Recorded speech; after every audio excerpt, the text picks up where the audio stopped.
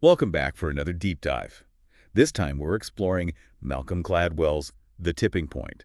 It's a fascinating book. It is, and you sent in some really thought-provoking excerpts about social epidemics Mm. and how these seemingly small things Yeah. can create these huge cultural shifts. Like, hmm how do those shoes that everyone's suddenly wearing Right. go from like, huh, to must have? Exactly. And what about hush puppies, hmm the brand that was like practically grandpa chic, Yeah. and then all of a sudden it's cool again. Right. Yeah. How does that even happen?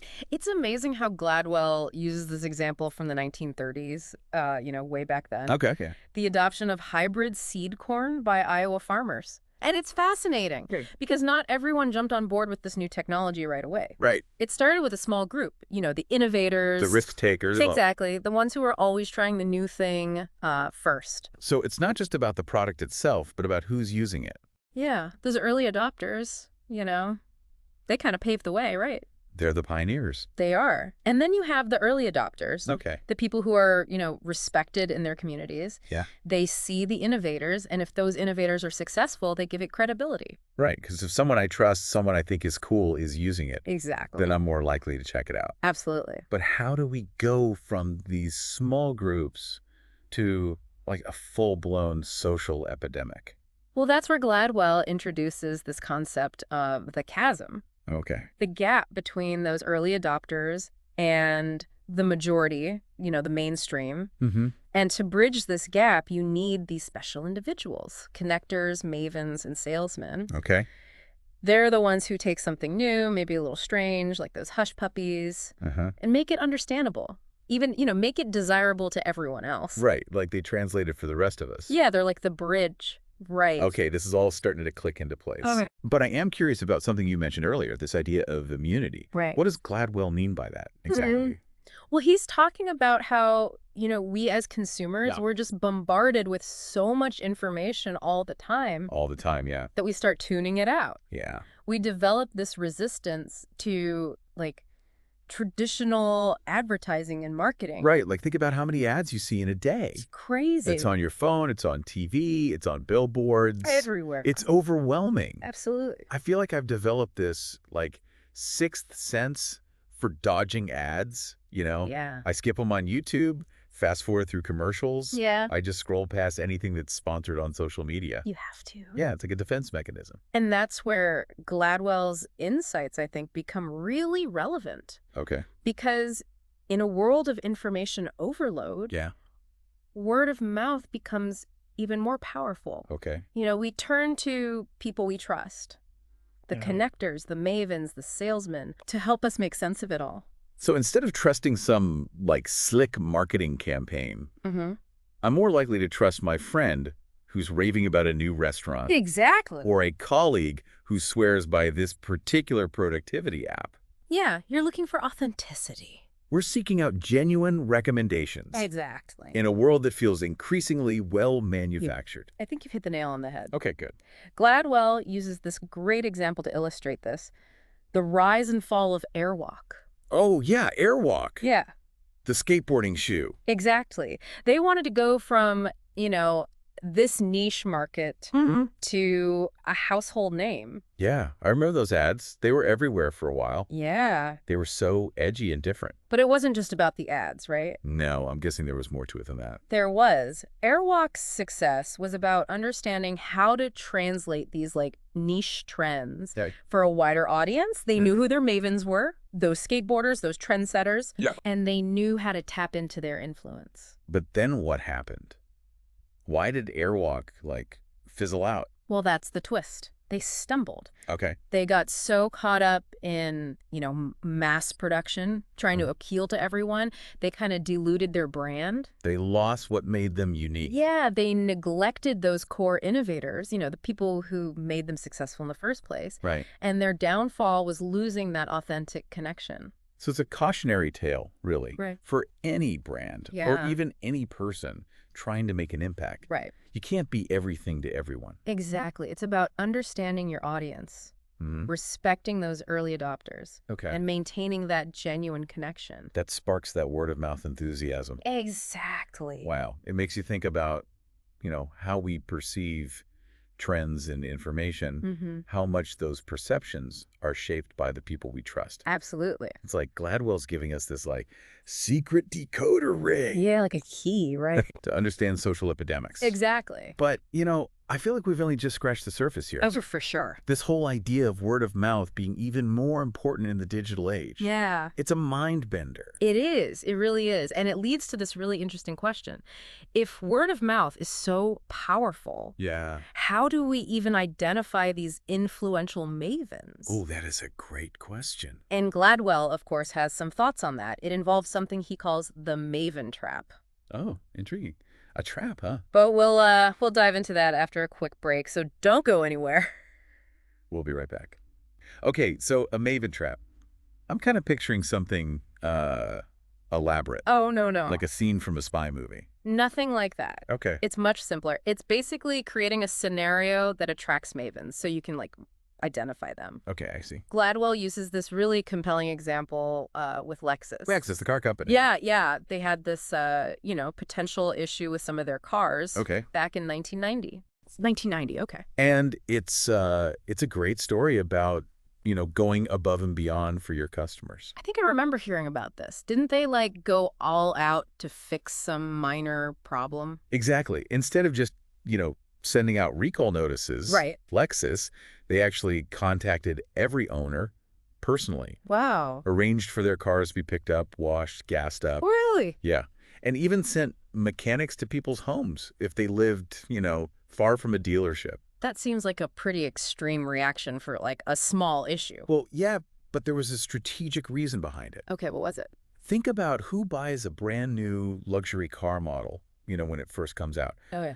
It's not your average consumer, right? Right. It's those early adopters. The people who are really into cars. Exactly. And those are often the people who are, very influential Okay. in their social circles. In essence, those early adopters Yeah. are mavens. So by going the extra mile, Lexus wasn't just fixing cars. No. They were identifying. Yeah, they were building relationships. With their most influential customer. Exactly. They turned this potential PR nightmare into, a word-of-mouth marketing win. Interesting. Right? These mavens, they're treated like, royalty. And they shared their positive experiences. With everyone they knew. Exactly. Amplifying that message of Lexus's amazing customer service. That's amazing how, a gesture of goodwill can have that kind of ripple effect. Oh, absolutely. Do you have any other examples of this maven trap in action? Sure, yeah. Let's go back to the 1970s. Okay. Back when IRAs were brand new. Okay. Most people didn't really understand them. And IT&T Financial Services, they saw this opportunity. Right. They realized that teachers who, historically underpaid, often overlooked for financial benefits, would be the perfect maven group for this product. Yeah, that makes sense. I mean, teachers are natural communicators. Exactly. They're highly respected in their communities. Mm-hmm. Yeah, so they'd be ideal for spreading the word. Exactly. So IT&T, they specifically targeted teachers, Okay. emphasizing those tax advantages, the long-term benefits of IRAs. Right. And teachers loved it. They naturally shared that information with, their colleagues, friends, family. It's about finding the right messengers for your message. Precisely. But, this all raises an interesting question for me. Yeah. If we're relying more and more on word-of-mouth recommendations in this age of, information overload, right, are we also becoming more vulnerable to, misinformation and rumors, especially with what Gladwell talks about, the power of social contagion and how things spread so quickly, especially within, isolated groups? That's a really important point. Yeah. Think back to that example Gladwell uses, the Belgian Coca-Cola incident. Oh, right, yeah. Where this harmless odor in some Coke bottles led to all these reports of people getting sick. Yeah, especially among school children, right? Yeah, exactly. I mean, that whole thing was bizarre. It was, but it shows how susceptible we can be to social contagion. Yeah. Especially within groups that are, maybe a little isolated or looking for that shared experience. It's a crazy example of how context and social influence can really shape how we see things, how we act. Yeah. Even when there's no real basis in fact. Right. It makes you realize how quickly misinformation can spread, especially when it taps into our fears or anxieties. Absolutely. And that susceptibility, it's not limited to any specific age group or social circle. That's right. Gladwell even draws a parallel to the phenomenon of school shootings. After Columbine. Yeah, suggesting that those copycat incidents can be seen in part as a kind of social contagion. Wow, that's chilling thought. Yeah. But it does highlight, the responsibility we all have to be critical thinkers, to question the information we encounter, Absolutely. to be mindful of the sources we trust. In a world where information spreads so fast. Yeah. It's more crucial than ever to be able to, discern fact from fiction. To separate truth from lies. Exactly. Yeah. And that brings us back to the importance of mavens. Okay, so how do we navigate this world where word of mouth is so powerful? Yeah. But the potential for misinformation is also so high. Right. Are mavens the key to finding, reliable information? In a lot of ways, yeah. I mean, we're bombarded with information from all sides, right? Yeah. Social media, news outlets, advertising. It's too much. And that's where mavens can help. They're like filters. Exactly. Helping us make sense of this overwhelming flow of information. They've earned our trust, through their knowledge, their passion, their willingness to share what they know. Okay. They help us cut through all the noise and find what's actually valuable. Wow, I'm really starting to see how Gladwell's insights can be applied to our everyday lives. We're all bombarded with, information and choices. And understanding these dynamics of social epidemics can help us navigate this crazy world. It's like he's giving us a toolkit. Right. Yeah, exactly. For understanding how the world works, how ideas spread, and how we can use these principles to make a difference. This is all incredibly fascinating, and I feel like I'm getting a whole new perspective here. Good. But before we, get too carried away, Yeah. I'm curious to hear more about how we can all tap into our inner maven. Ah, yes. Is it something we're all capable of? That's a great question, and one that Gladwell explores in depth. So is this something we can, all cultivate, Or are some people just born mavens? It's a great question, and Gladwell actually explores this. He suggests that while some people might be naturally inclined, there's a lot to be said for actively cultivating those maven-like qualities. So it's not about, a personality type. No, not really. But more about, a conscious choice to engage with the world in a certain way. Exactly. And it starts with identifying those things that you're really curious about. What are those topics that you find yourself just diving into, researching, and then talking about with anyone who listens? Right. The stuff you're passionate about. Yeah. Because passion's contagious. Absolutely. Yeah. It's so much more engaging to listen to someone who's genuinely excited about something. Oh, for sure. Rather than someone who's just, going through the motions. Okay, so I've identified my passions. Oh. What's next? Well, then it's about deepening your knowledge, becoming a student of the subjects that fascinate you. So read a lot, talk to experts. Yeah, experiment, and don't be afraid to share what you learn with others. So it's this constant cycle of learning, exploring, sharing. Exactly. And the more you do that, the more you connect with other people who are also eager to learn. It's about fostering those genuine connections, the ones that fuel intellectual curiosity, the ones that drive the spread of ideas.